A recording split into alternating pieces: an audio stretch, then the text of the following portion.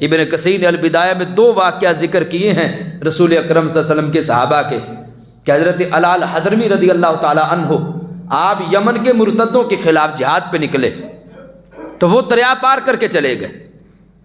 حضرت الال حضرمی رضی اللہ تعالی عنہ آپ نے فرمایا کون ہے کہ جو میرے ساتھ اپنا گھوڑا دریا میں ڈالے؟ سارے لشکر نے ڈال دیے۔ آپ یہ پڑھ رہے تھے یا ارحم الراحمین یا حکیم یا کریم یا احد یا صمد یا حی یا قیوم لا الہ الا انت ربنا، یہ دعا پڑھ رہے تھے اور یوں دریا کے اوپر سے گزرے جیسے پکی سڑک سے گزرتے ہیں۔ ابن کثیر البدایہ میں دوسرا واقعہ بھی ذکر کیا، کہتے سعد بن ابی وقاص رضی اللہ تعالی عنہ جو سرکار کے بڑے عظیم صحابی ہیں جن کو دنیا میں جنت کی خوشخبری ملی، ایرانیوں کے خلاف جنگ ہو رہی تھی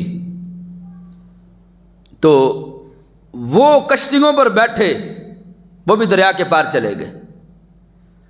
حضرت سعد رضی اللہ تعالی عنہ نے اپنے لشکر سے کہا چلو ہم بھی دریا میں ڈال دیا اور دعا کہ نستعین باللہ ونتوکل علیہ حسبنا اللہ ونعم الوکیل ولا حول ولا قوت الا باللہ العلی العظیم۔ یہ دعا پڑھ کے ابن کثیر کہتے ہیں یوں آپس میں باتیں کر رہے تھے جیسے خشکی پہ باتیں کی جاتی ہیں، یوں صحابہ کے گھوڑے دریا کے اوپر چلے جیسے پکی سڑک پہ چلتے ہیں۔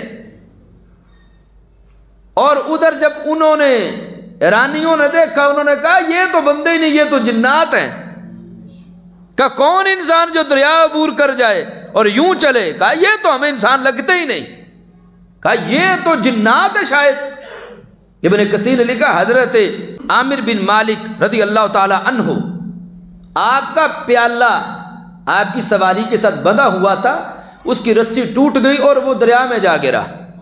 جب انہوں نے جا کے دیکھا کہ پیالہ ساتھ کوئی نہیں، کہا اے اللہ یہاں کسی کی کوئی چیز بھی نہیں گمی، میرا پیالہ گر گیا ہے۔ ابن کثیر میں نے کہا تمہارا مورخ و محدث ہے، وہ لکھتا ہے کہ یوں دریاؤں کی لہروں نے پیالہ اٹھایا حضرت عامر بن مالک کی بارگاہ میں پیش کر دیا۔ اب دیکھو یہ ہے کرامت۔